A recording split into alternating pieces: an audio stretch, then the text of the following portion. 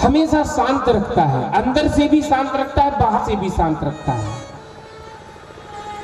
और आज इस युग में ज्यादा कुछ नहीं कह रहा हूं, जो ये वाणी बोल रही है मैं नहीं बोल रहा हूं, ये वाणी भगवान की है। मैं कुछ नहीं जानता हूं, ना मैं कुछ बोलता हूं। बोलने वाले परमात्मा है, उसकी वाणी है। मुझ में कोई सामर्थ्य नहीं है कथा बोलने की, लेकिन मेरे मन में जो विचार आ रहा है, जो भगवान विचार देते हैं, उन विचारों को यहां से बोलता हूं। प्रशांत आत्मा का मतलब प्रकट श्रेणी थी, जो जिसने अपने आप को शांत कर लिया हो। शांत कहां से? अंदर से भी और बाहर से। जो अंदर से और बाहर से शांत हो, ऐसे ब्राह्मण देवता इस संसार में बहुत, आज के युग में चिराग लेके ढूंढो तब मिलते हैं। इस पर कथा पंडाल में भी हमारे इस मंच पर आसीन हमारे ब्राह्मण देवता जो बैठे हुए हैं महाराज, ये भी कहने का भाव है मेरा, बिल्कुल प्रशांत आत्मा है।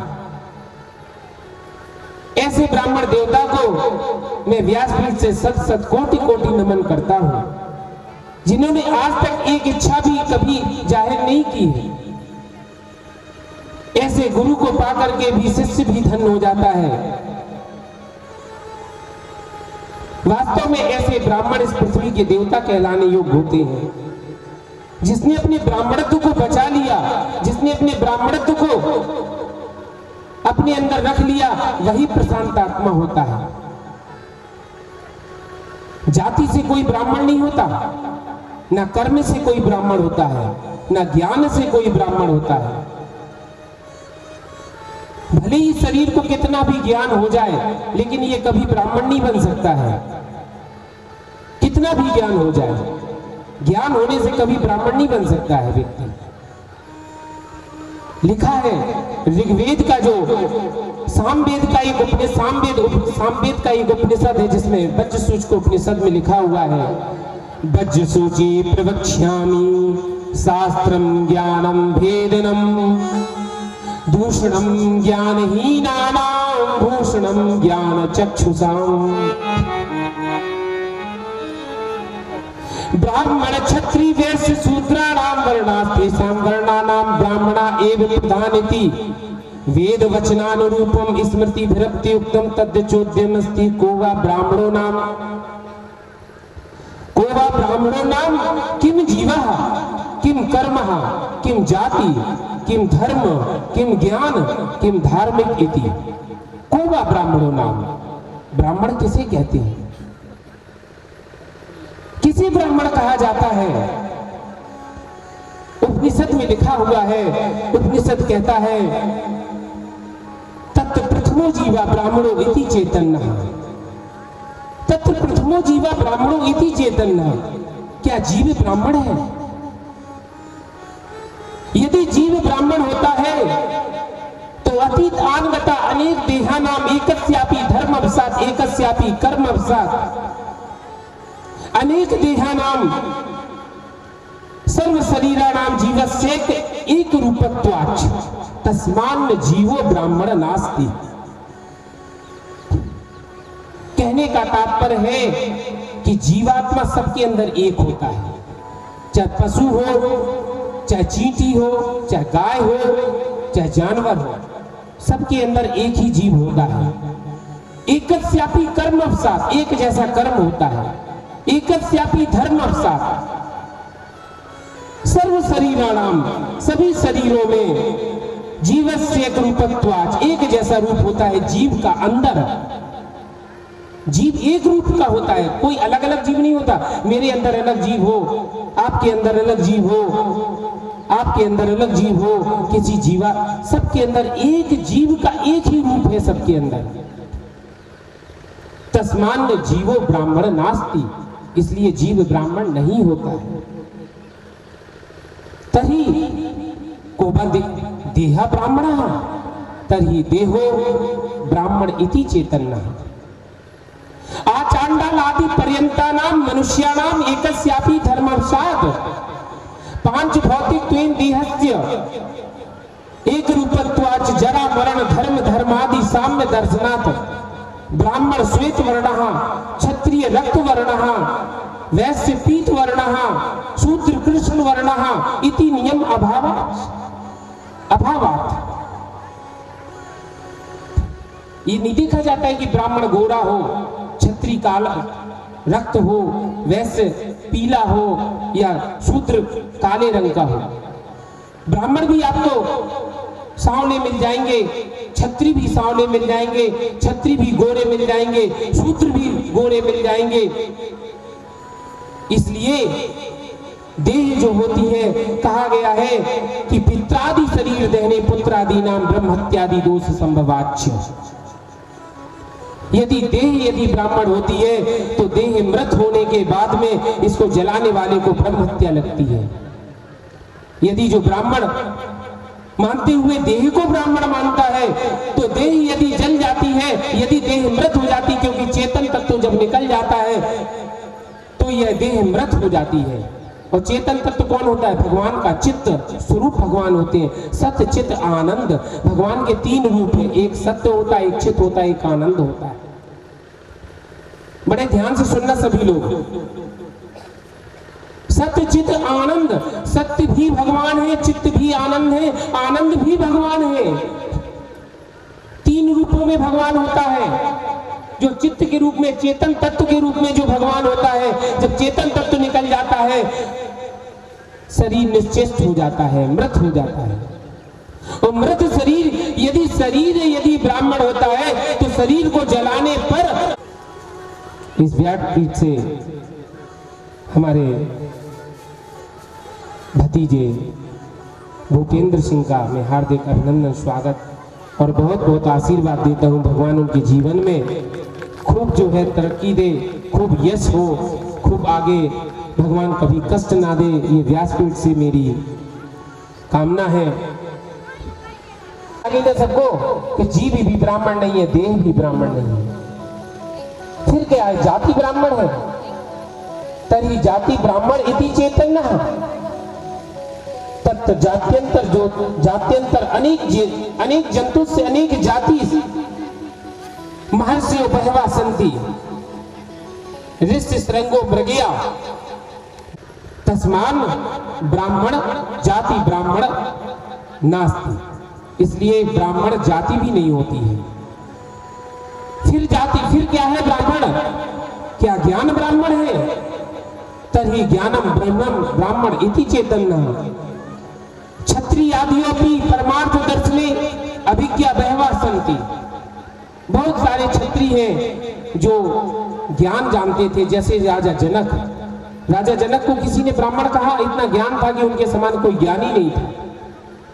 यदि ज्ञान ब्राह्मण होता तो राजा जनक भी ब्राह्मण होते, लेकिन राजा जनक को कभी ब्राह्मण नहीं कहा गया। उनसे बड़ा ज्ञानी संसार में न पैदा हुआ है न होगा।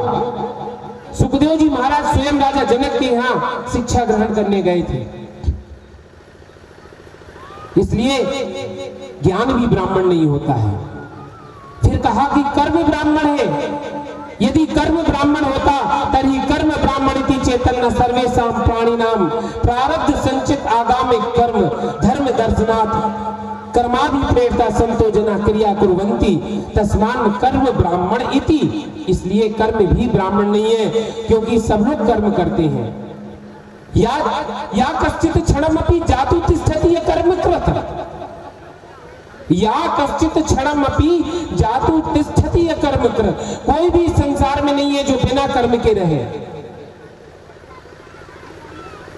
बिना कर्म के तो अजगर करे न चाकरी, पंछी करे न काम, दास मलूका कह गए सबके दाता राम। अजगर भी कर्म नहीं करता है, लेकिन कर्म नहीं करता होता तो उसे भोजन प्राप्त नहीं होता। हर प्राणी कर्म करता है और कर्म के अनुसार उसको भोजन प्राप्त होता है। अगली बात कही गई, क्या धर्म ब्राह्मण होता है? तभी धार्मिको ब्राह्मणिति चैतन्य। यदि धर्म ब्राह्मण होता तो भगवान श्री राम ने राजसूय यज्ञ किया, अश्वमेध यज्ञ किया। राजा युधिष्ठिर ने राजसूय यज्ञ किया। उनको किसी ने ब्राह्मण कहा? भगवान राम को ब्राह्मण कहा गया? नहीं कहा गया। युधिष्ठिर को ब्राह्मण कहा गया? नहीं कहा गया। क्यों नहीं कहा गया? क्योंकि धर्म ब्राह्मण नहीं होता है। धर्म तो कई क्षत्रिय करते हैं। अब अंत में बात आती है फिर ब्राह्मण है कौन? किसको ब्राह्मण कहते हैं? तो उपनिषद में लिखा हुआ है, कहते हैं तरी को व ब्राह्मणो नाम या कश्चित आत्मानम द्वितीय जाति गुण क्रियाहीनम षड ऊर्मी षड भाव रहतो, जिसके अंदर 6 प्रकार की ऊर्मियां ना हो, 6 प्रकार का जिसके अंदर काम क्रोध लोभ मात्सर्य ना हो, जिसके अंदर ये सब चीजें नहीं होती हैं। और कैसा होता है? सत्य ज्ञान आनंद स्वरूपम स्वयं निर्विकल्पम अशेष कल्पाधारम, जो सबसे भिन्न होता है, जिसके अंदर भगवान सच्चिदानंद परमात्मा का दर्शन होता है, जो अपने अंदर समोदमस्तपः शौचम, जिसके अंदर सम हो, अंदर बाहर की शांति हो, जिसको पैसे की लालच ना हो, जिसके अंदर संतोष हो। सी राम मैं सब जग जानी, जो सबके अंदर परमात्मा का दर्शन करता हो, जिसके अंदर सिर्फ अन्य इसके अलावा उसके अंदर सम दमादि संपन्नो अहंकार दंभ रहितो, जिसके अंदर अहंकार नहीं है, जिसके अंदर दंभ नहीं है। इति श्रुति स्मृति पुराणोक्त इतिहासा नाम अभिप्राय अन्यथा ही ब्राह्मण सिद्धिर नास्ति। इसके अलावा कहीं पर भी ब्राह्मणत्व की सिद्धि नहीं होती है। इसलिए यदि हम वंश परंपरा से ब्राह्मण कुल में हैं, तो हमें अपने ब्राह्मणत्व को बचाना चाहिए। हमारा ये कहने का भाव ये है कि ब्राह्मणत्व को बचाना होगा, कि ब्राह्मण इस संसार की सृष्टि की नींव है, विप्र मूल होता है, और यदि विप्र ही भटक जाएगा तो फिर अन्य का क्या होगा। इसलिए ब्राह्मणत्व को यदि हमें बचाएंगे तब हम सनातन को सुरक्षित रख पाएंगे। यदि ब्राह्मणत्व को यदि हमने नहीं बचा पाया तो फिर इस संसार से सनातन नष्ट हो जाएगा। इसलिए यदि ब्राह्मण कुल में हैं हम, तो कुल से यदि संबंध रखते हैं तो अपने आचरण को, अपनी पवित्रता को, अपने खान पान को, अपने रहन सहन को बचाना होगा, ताकि हम भू देवता कहलाएं। पृथ्वी के देवता बनना सहज नहीं है। पृथ्वी का देवता उस समय जब श्राप दे देता था तो 2 मिनट में भस्म हो जाता था आदमी, आशीर्वाद देता था तो 2 मिनट में लग जाता था। इसलिए ब्राह्मणत्व को बचाना होगा, तभी सनातन श्रेष्ठ है। जब ब्राह्मणत्व बचेगा तो यह संसार भी बचेगा। इसलिए हमें आज आवश्यकता है उस सनातन धर्म की रक्षा करने वाले, क्योंकि ब्राह्मण का बड़ा एहसान है इस संसार में। यदि ब्राह्मण नहीं होता तो कोई भी व्यक्ति अपने धर्म कर्म से कब के दूर हो चुके होते। ब्राह्मण आधार है संस्कृति का, इसलिए ब्राह्मणत्व को बचाना चाहिए और ब्राह्मण का सम्मान करना चाहिए।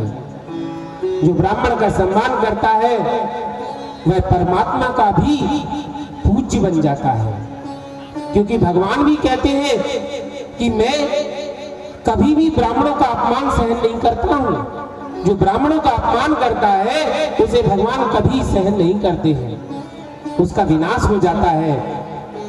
इसलिए कभी भी किसी विद्वान का, किसी ब्राह्मण का, जो भगवान का भक्त हो, उसका कभी अपमान नहीं करना चाहिए, उसका सम्मान करना चाहिए। विप्र का मतलब होता है वी माने विशेष, प्रा माने प्रज्ञा, जिसके अंदर विशेष प्रज्ञा होती है, विशेष बुद्धि से युक्त होता है, भगवत भक्ति से युक्त होता है, अंदर बाहर से शांत होता है, वो ब्राह्मण होता है। ऐसे ही हमारे ब्राह्मण देवता सुदामा जी थे, जिसके चरणों में स्वयं परम ब्रह्म परमात्मा ने अपने आंसुओं से जिनके चरण धुलाए। इसीलिए उनको कहा गया प्रशांत आत्मा, जितेंद्रिया, इसलिए वो प्रशांत आत्मा थे। अच्छा, अब जो सुदामा जी थे, सुदामा जी की पत्नी का नाम था सुशीला। क्या नाम था? सुशीला। और जो सुशीला जो थी ना, ये भी भगवान की उतनी भक्त थी जितनी सुदामा जी थे।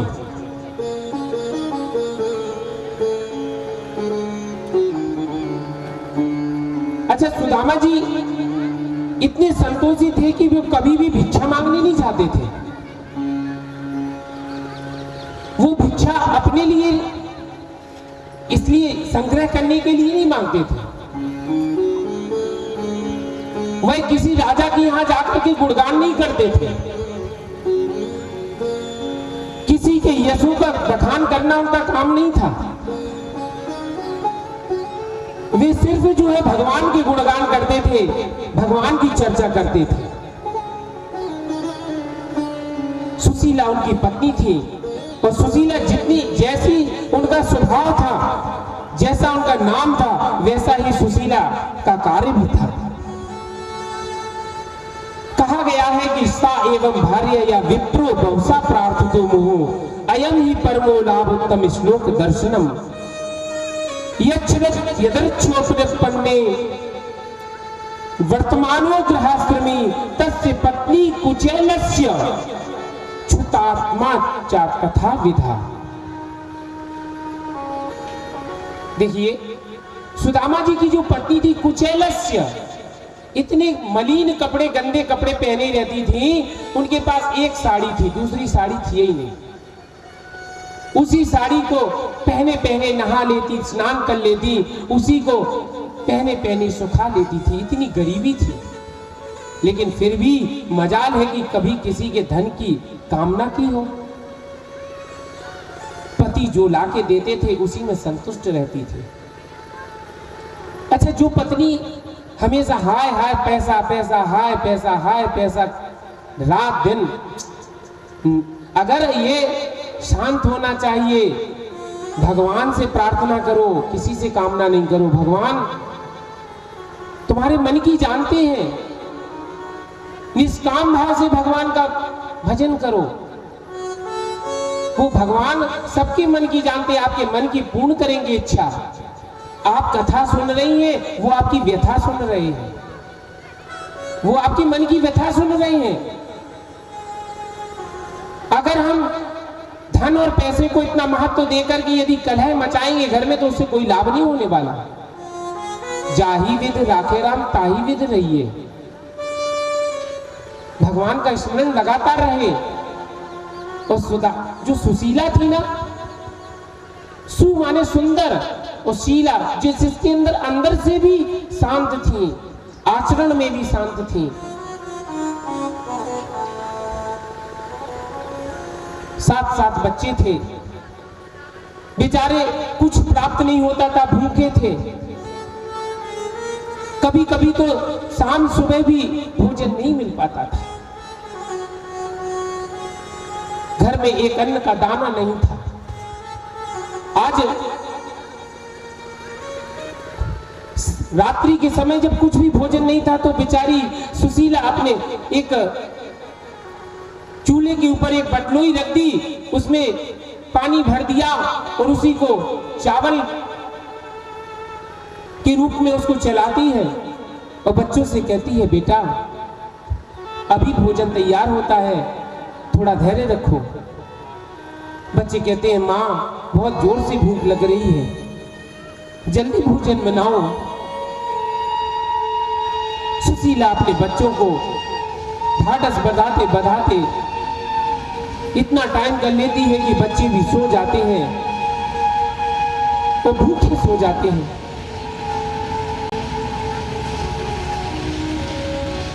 इस प्रकार से जीवन यापन करती है। भगवान से कहती है, हे प्रभु सुध मेरी भी लेना गिरधारी, सुध मेरी भी लेना गिरधारी।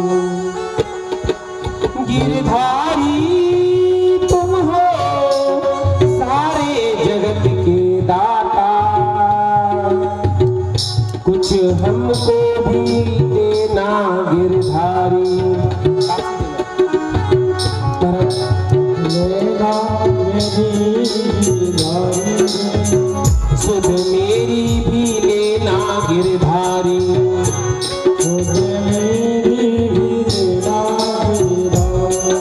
गिरधारी मेरे बालक बहुत है भूखे। गिरधारी मेरे बालक बिन भोजन के सरे ना गिरधारी। भोजन के सरे ना गिरधारी। सुध मेरी लेना मेरी भी लेना गिरधारी। सुध मेरी लेना गिरधारी। गिरधारी अपनी बगिया का कुछ भी बना लो। गिरधारी गिरधारी गिरधारी गिरधारी अपनी बगिया का कुछ भी बना लो। किशोरी राधा मोहे अपनी कर लीजिए। और दिए कछु भावत नाही वृंदावन रस दीजे। खग मृग पशु पक्षी या वन का कछु करके रख लीजे। व्यास स्वामिनी की छवि निरखत मोहे महल पहले कीजे। गिरधारी अपनी बगिया का कुछ भी बना लो। गिरधारी मुझे बगिया का कुछ भी बना लो। मुझे बगिया का कुछ भी बना लो। चाहे तोता या मैना गिरधारी। सुध मेरी भी लेना गिरधारी। सुध मेरी भी लेना गिरधारी। गिरधारी मेरे सपनन में कब आओगे। तेरे अमृत से बना गिरधारी। सुध मेरी भी लेना गिरधारी। गिरधारी तेरे चरणों में हम हैं समर्पित। कहती है ना कोई शिकायत ना कोई अर्जी। कर लो करा लो मुझे से अपनी ही मर्जी। जहां नाथ रख दोगे वही मैं रह लूंगी। जहां नाथ ले चलोगे वही मैं चल दूंगी। दयानाथ दयनीय है मेरी अवस्था। आपके ही हाथों में मेरी है अवस्था। सहाओगे जो तुम खुशी से सहूंगा सहूंगी। जहां ले चलोगे वहीं पर चलूंगी। जहाँ ले चलोगे वहीं पर चलूंगी। तुम्हारे ही दिल में तुम्हारी ही रात में कृपा दृष्टि सब में सी सद्गुरु कृपा दे। नारायण प्रभु प्रेम पावन रहूंगा। जहां ले चलोगे तो वहां मैं चलूंगी। ये जीवन समर्पित शरण में तुम्हारी। समर्पित शरण में तुम्हारी। जीवन समर्पित शरण में तुम्हारी। इतनी आत्मदृढ़ता मुझ में कदापि नहीं है। सुशीला कहती है भगवान से, इतनी आत्मदृढ़ता मुझ में कदापि नहीं। जो भीष्म के समान दृढ़ प्रतिज्ञा पे अड़ी रहूं। चैतन्य की सी चैतन्यता मुझ में कदापि नहीं है। जो प्रेम के सागर में नित्य उबड़ा रहूं। इसलिए एक सरल उपाय अपनाया है मैंने कि प्यारो तेरे नाम के आधार पर डटी रहूं। एक बार भगवान से अपने पति से कहती है, एक बार द्वारकाधीश द्वारका जाते तो कुछ पा जाते सो लाते। कहा तूने, क्या कहा? सुदामा जी कहते हैं तू क्या कह रही है? ये भक्ति भाव के नाते ऐसे नहीं भुनाए जाते, ये भक्ति भाव के नाते ऐसे नहीं भुनाए जाते। सुशीला बोली, अरे आप ही तो कहते हैं कि द्वारकाधीश मेरे मित्र हैं, आप ही तो कहते हैं। सुदामा जी ने मना कर दिया। भगवान का स्मरण करते करते एक दिन रात शाम के समय बैठी हुई भगवान का चिंतन कर रही थी सुशीला। उसी समय एक भगवान स्वयं एक भिखारी का रूप रख करके सामने आए। देखो मैया, सभी लोग ध्यान से सुने। भगवान एक साधु के रूप में आते हैं, बाहर खड़े हैं, कहते क्या है? भवती भिक्षाम देहि, भवती भिक्षाम देहि, भवती भिक्षाम देहि। ब्राह्मणी ने कहा, विप्रवर, मेरे घर में सूतक पड़ा है, सूतक लगा है। साधु महात्मा कहते हैं, कितने दिन का सूतक है देवी? ब्राह्मणी ने कहा, हे ब्राह्मण देवता, हे साधु देवता, एक दिन का नहीं, 2 दिन का नहीं, मास का नहीं, वर्ष का नहीं, जीवन भर का सूतक लगा है। भगवान कहते हैं सूतक की तो अधिक से अधिक 1 माह की अवधि होती है देवी। आप कहती है सूतक लगा है, आपको देखने से तो नहीं लगता है कि तो प्रसूता है। ब्राह्मणी कहती है, हे महात्मा जी, मेरे तो ऐसा सूतक लगा है जो मरण पर्यंत भी दूर होने वाला नहीं है। भगवान कहते हैं, आश्चर्य है ब्राह्मणी, देखने से तो तू प्रसूति नहीं लगती है, ऐसा कैसा सूतक है जो तू कहती है जीवन भर लगा है? ब्राह्मण देवता कहते हैं, ब्राह्मण देवता कहते हैं कि देवी मुझे बताइए कौन सा सूतक है? सुशीला ने कहा, हे महात्मा जी, मेरे दरिद्रता नाम का एक पुत्र हुआ है। भगवान बोले, तो इसको दूर करने के लिए कोई उपाय किया? सुशीला बोली, मेरी तो समझ में नहीं आता कि मैं क्या उपाय करूं। भगवान बोले, ऐसे में अपने इष्ट मित्रों की सहायता लेनी चाहिए। इतना कह करके वह साधु महात्मा चले गए। और जैसे ही साधु महात्मा चले गए, अब तो सुशीला अपने पति के आने पर कहती है सुदामा जी से, हे नाथ, एक बार द्वारका तो जाइए,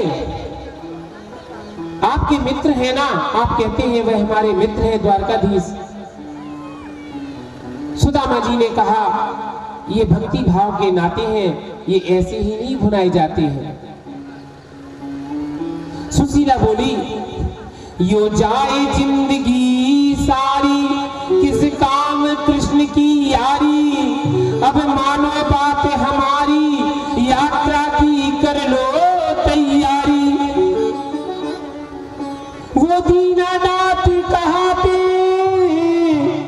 दीनों को गले लगाते, एक बार द्वारका जाते, कुछ पा जाते सो लाते, कुछ पा जाते सो लाते। सुदामा जी कहने लगे, जब बीत गए दिन इतने, रह गए शेष अब कितने, रह गए शेष अब जितने, भज हरि सुफल कर उतने। यदि माया में उलझाते, हम भजते हरि कहाते, ये भक्ति भाव के नाते यो ही नहीं भुनाए जाते।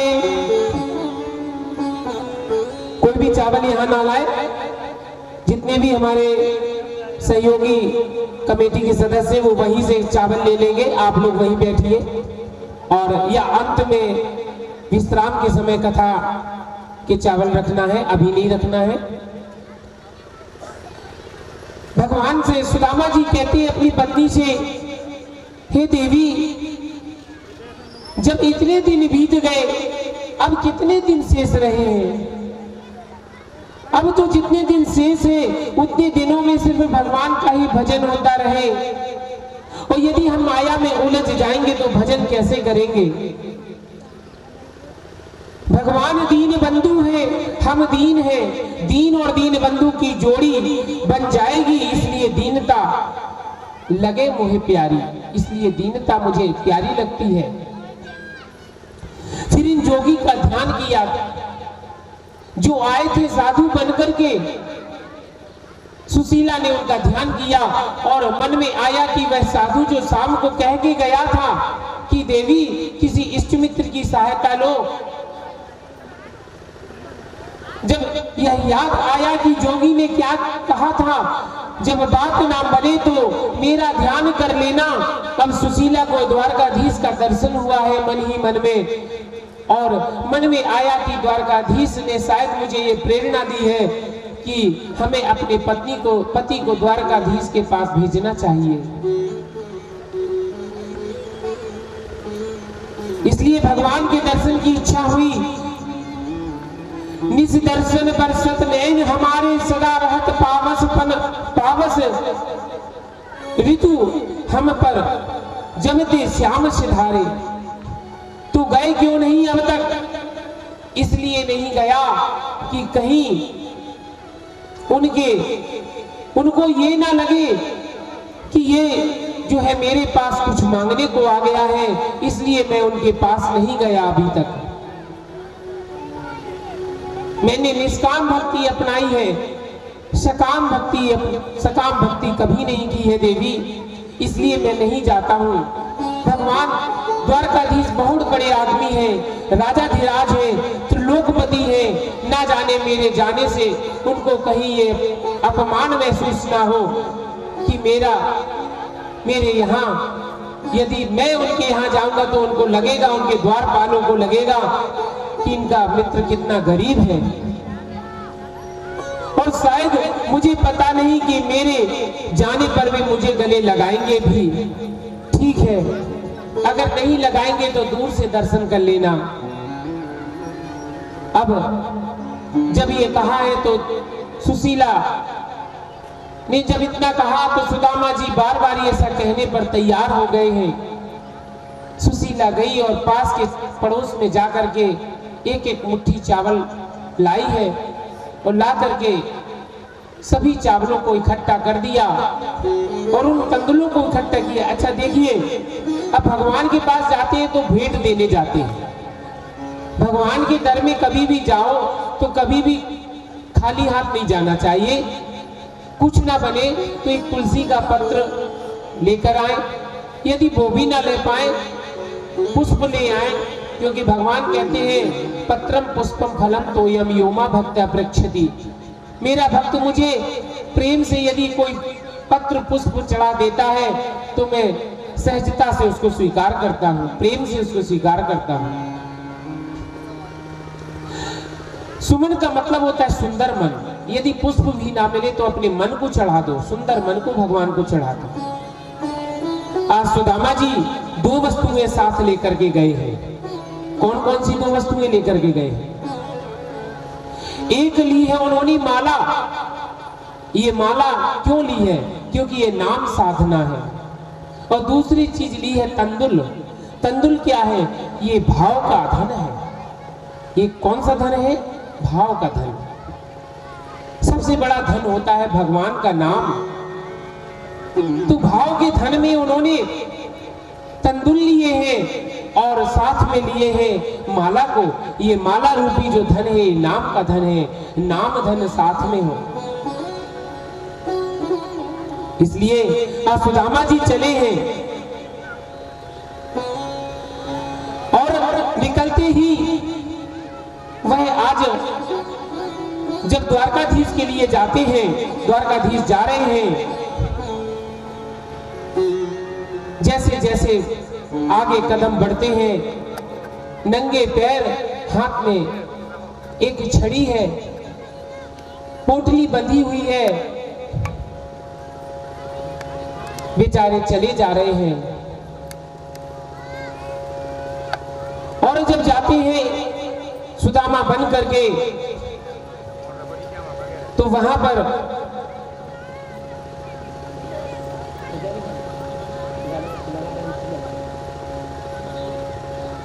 जब वो आगे चलते हैं, धीरे धीरे कदम आगे बढ़ाते हैं, काफी दूर निकल जाते हैं, मन में चिंतन है सिर्फ भगवान का, इसके अलावा कुछ भी मन में नहीं है, इसके अलावा कुछ, क्योंकि एक धन है जो धन को वो साथ में लेकर चल रहे हैं। वो कौन सा धन है? वो धन है परमात्मा का नाम रूपी धन। पायो जी मैंने राम रतन धन पायो, पायो जी मैंने राम रतन धन पायो, राम रतन धन पायो जी मैंने राम रतन धन पायो, पायो जी मैंने राम रतन धन पायो,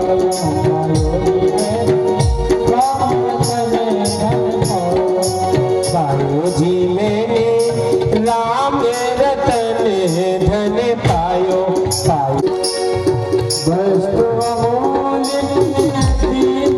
सतगुरु, वस्तु अमोलक दी मेरे सतगुरु, वस्तु अमोल मेरे सतगुरु, कृपा करे अपनायो, पायो जी मैंने राम रतन धन पायो, पायो जी मैंने राम रतन धन पायो, जी मैंने राम रतन धन पायो, पायो जी मैंने राम रतन धन पायो।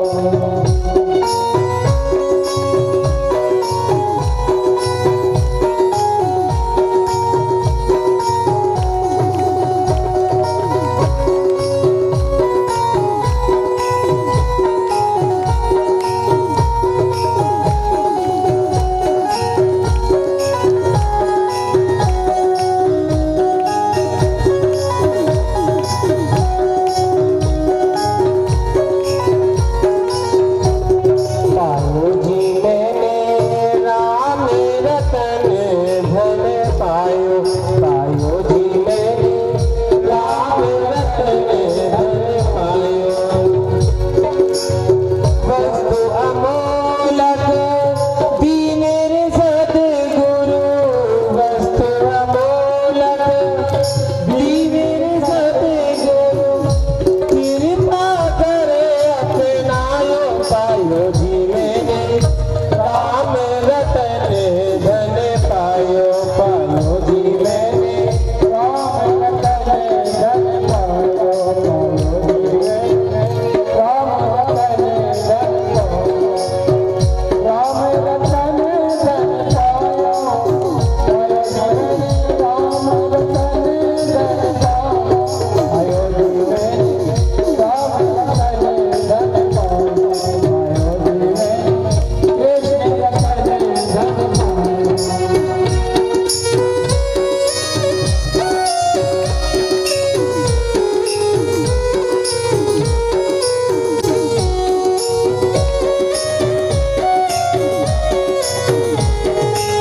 की पूंजी पाई, सब जन्म की पूंजी पाई, जग में सभी घुमायो, पायो जी मैंने राम रतन धन पायो, पायो जी मैंने राम रतन धन पायो, पायो जी मैंने राम रतन धन पायो, पायो जी मैंने राम रतन धन पायो।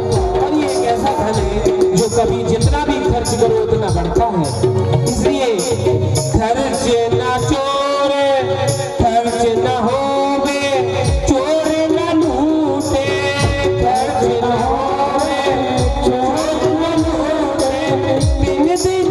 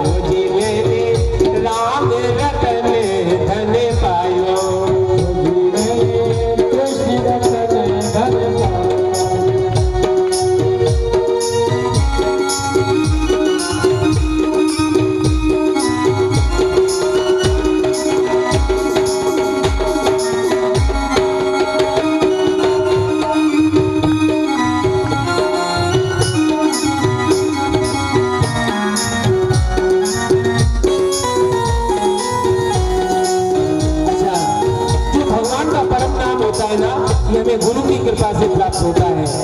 इसलिए सत्य की नाम खेवटिया गुरु जी, सत्य की नाम खेवटिया सतगुरु, भव सागर तरवायो, भव सागर तरवायो, पायो जी मैंने राम रतन,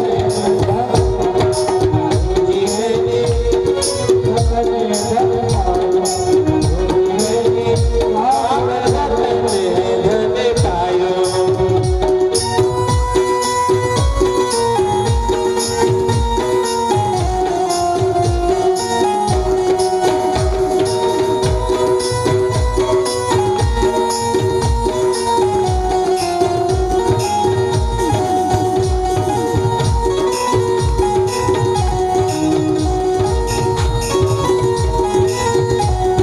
मीरा के प्रभु गिरधर नागर, मीरा के प्रभु गिरधर नागर, मीरा के प्रभु गिरधर नागर, के प्रभु गिरधर नागर, हरसिय रसि जैसे नायो, पायो जी मैंने राम रतन धन पायो, पायो जी मैंने राम रतन धन पायो, पायो जी मैंने राम रतन धन पायो, पायो जी मैंने राम रतन धन पायो, मैंने राम रतन धन पायो।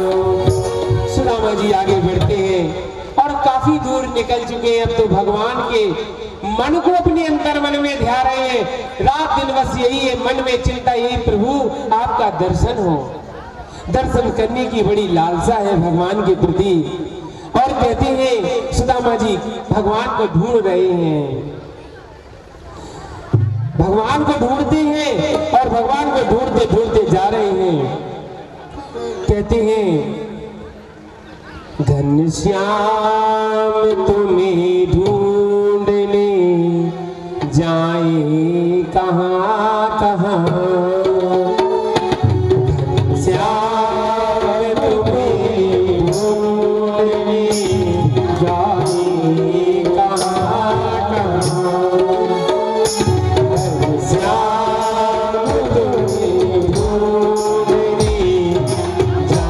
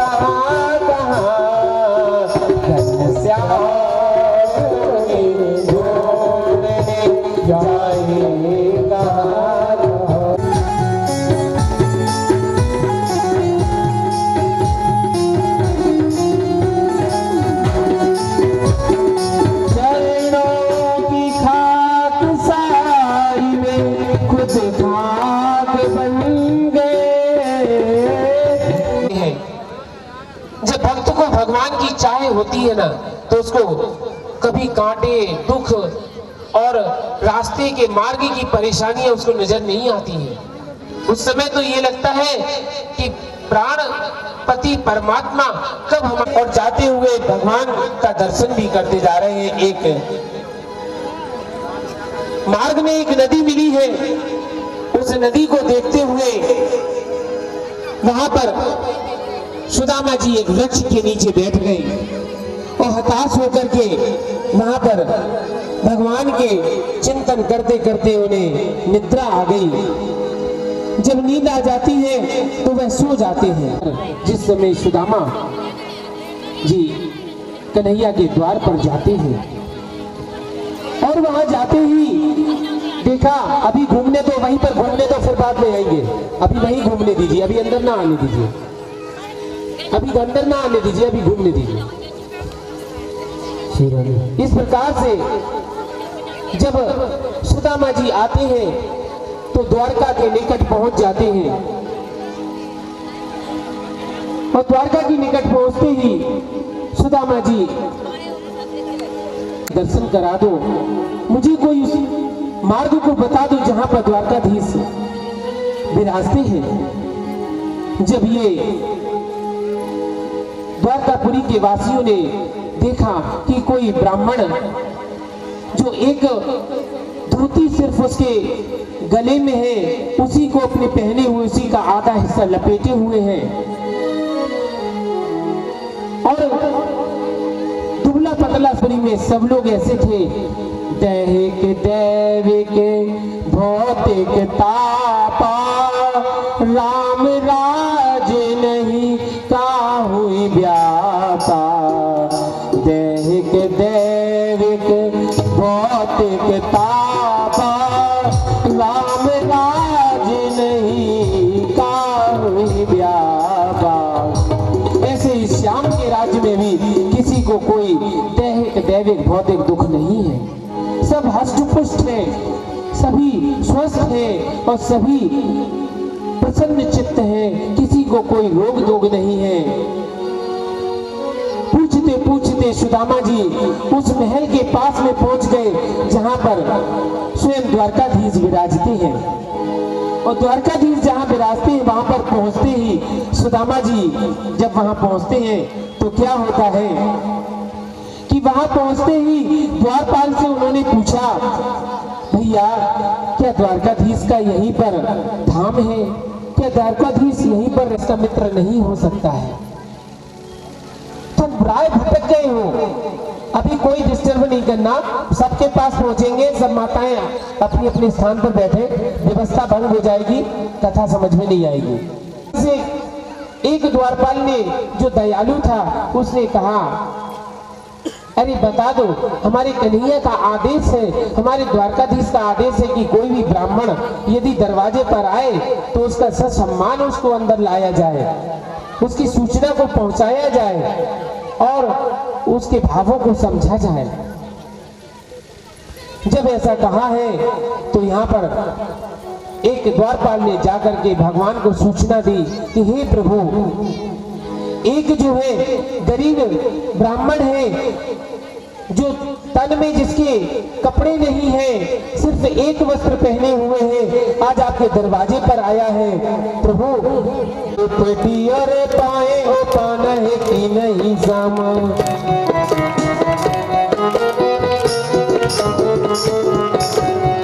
से पगना जगह तने में जाने को आही बसोगे ही ग्रामा, धोती फटी सी लटे दो पेटी और पाए हो पाना है कि नहीं सामा।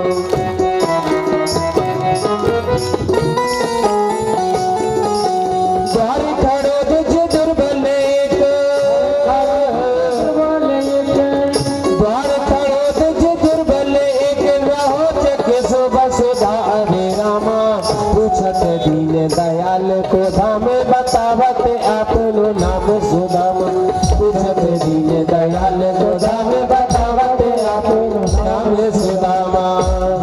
जैसे सु बोला है तो भगवान ने सु बोला और दाम तो बोल ही नहीं पाए, भगवान कूद पड़े हैं भगवान और दौड़ पड़े हैं। वहां से सुदामा का आगमन हुआ है और सुदामा को अपने गले से लगा लिया। सुदामा तो चल दिए थे, जैसे सुदामा को गले से लगाया हमारे दीनानाथ बिलख बिलख के रो पड़े थे। सुदामा तुम अभी तक कहाँ रहे हो मित्र? आज तक क्यों नहीं आए मेरे पास? मित्र, हम तुम्हारे दुख में कितने दुखी थे। एक बार तो तुम हमारा नाम ले लेते, एक बार तो मेरे पास आ जाते। सुदामा को गले से लगाया है, हाथ पकड़ करके सुदामा को अपने हाथों से पकड़ करके सिंहासन पर लाए हैं, महल के अंदर ले जाते हैं। हाथ पकड़ा है, सभी के पास जाएंगे माता बहने, कोई उठना नहीं, सबके पास जाएंगे, अभी पूरी लीला हो जाने दीजिए। सुदामा को हाथ पकड़ करके लाए, ला करके सिंहासन पर बिठाया है। और सुदामा जी जब बैठ गए तो हमारे दीनानाथ भगवान नीचे बैठ गए हैं।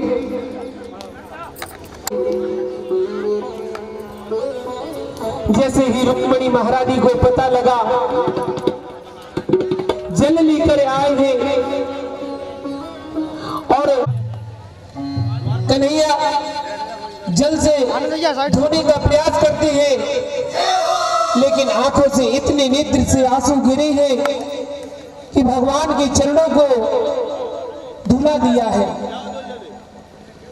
नरोत्तम दास जी महाराज कहते हैं, ऐसे बेहाल बीमारियन सो पग कंटक जाल लगे पुनि जोए, हाय महादुख पायो सखा तुम आए, इतना किते दिन कोई।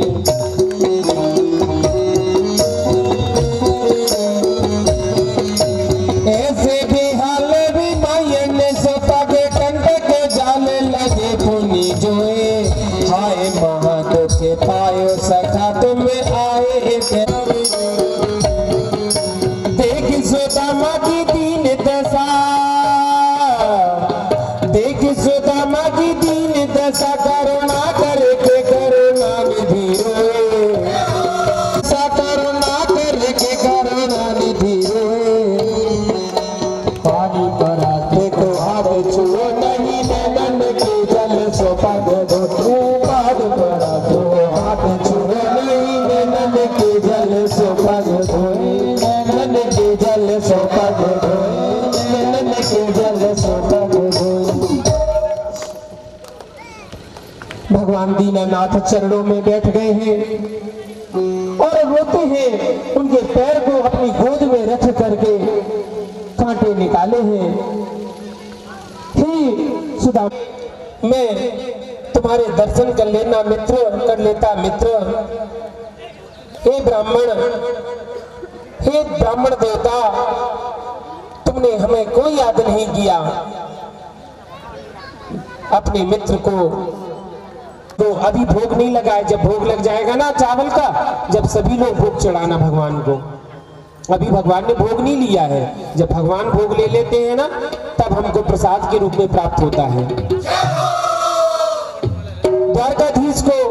द्वारकाधीश ने भगवान ने सुदामा जी को सुंदर पुष्प का हार पहनाया, अपने रत्न जड़ित सिंहासन पर बिठाया और ब्राह्मण देवता की पूजा की है, उपासना की है चरणों में। अच्छा, यहाँ तक कि सुदामा जी को अपने उस सिंहासन पर बिठाया जिस पर उनके बालक भी नहीं बैठते थे। जिस पलंग पर रुक्मणी मैया बैठती थी, उस पलंग पर भगवान ने, द्वारकाधीश ने अपने मित्र को बिठाया और ढेर सारी बातें की। मित्र से कहे, मित्र याद है तुम्हें वो दिन जब हम संदीपन गुरु के आश्रम में एक बार जंगल में लकड़ियां लेने के लिए गए थे, वहां पर जाकर के तुमने हमारे भाग का जो चना था उसको स्वयं खा लिया, मुझे नहीं दिया था। मित्र सुदामा जी कहते हैं, हाँ मित्र याद है।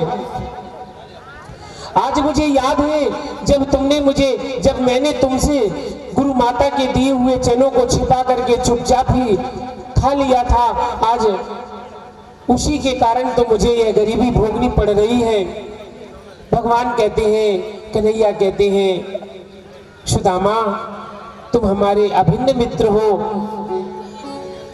तुम हमारे अभिन्न मित्र हो। मित्र, आज तुम आए हो तो मुझे ऐसा लग रहा है कि मेरे प्राण मुझे मिल गए हैं। सुदामा जी को बिठाया। सुदामा ने पूछा, सुदामा ने कहा, क्या मित्र तुम जो है यहाँ पर अच्छे तरह से रहते हो, कभी तुम्हें हमारी याद नहीं आई? बचपन की बातें होती हैं। सुदामा जी के सामने भगवान कन्हैया की द्वारकाधीश की जितनी भी पटरानियां थी, सारी पटरानियां रानियां वहां पर आई हैं, भगवान का चरण धुलाती हैं। रुक्मणी मैया तो इसके बाद में रुक्मणी मैया ने और अन्य अन्य रानियों ने भगवान के चरण प्रक्षालन किए। गंध से युक्त जल से स्नान कराया, रुचिर अलंकृत उनको वस्त्र पहनाए, स्वर्ण सिंहासन पर बैठाया। फिर लाइन लग गई है, धीरे धीरे करके भगवान की जितनी पटरानियां थी, जितनी रानियां थी, एक एक करके वहां पर आती हैं और भगवान का आशीर्वाद लेती हैं। और इस प्रकार से सुदामा जी सबको आशीर्वाद देते हैं। धीरे धीरे सुदामा जी हाथ खड़े करके कहते हैं, पहले रुक्मणी मैया आई तो सुदामा जी ने कहा सौभाग्यवती भव। दूसरी बार जामवंती मैया आई, सुदामा जी बोले सौभाग्यवती भव, अखंड सौभाग्यवती भव। जामवंती मैया आई, इसके बाद में सत्यभामा जी आई, अखंड सौभाग्यवती भव। कालिंदी जी आई, अखंड सौभाग्यवती भव। मित्रविंदा आई, पुत्रवती भव। सत्या आई, अखंड सौभाग्यवती भव। आयुष्मती भव, सौभाग्यवती भव, पुत्रवती भव। बहुत सारे उन्होंने सुदामा जी ने आशीर्वाद दिए हैं। भद्रा, लक्ष्मणा, सत्या, मित्रविंदा, कालिंदी, नग्नजिति, जामवंती, सत्यभामा, रुक्मणी, जितनी भी भगवान की पटरानियां थी, रानियां थी, सब एक एक करके आई, सुदामा जी को के चरणों को स्पर्श किया है। अब सुदामा जी ने कान में भगवान से कहा, क्यों ये सब अपनी ही है? सुदामा बोले, हाँ अपनी ही है। अब सुदामा जी ने कहा, तुमने इतने विवाह कर लिए, तो मुझे एक भी विवाह में नहीं बुलाया। भगवान बोले, तुम्हारा एक विवाह हुआ था, उसमें आपने हमें नहीं बुलाया। और हमारे तो सब ऐसे ही लयदा ऐसे विवाह है, ये तो विवाह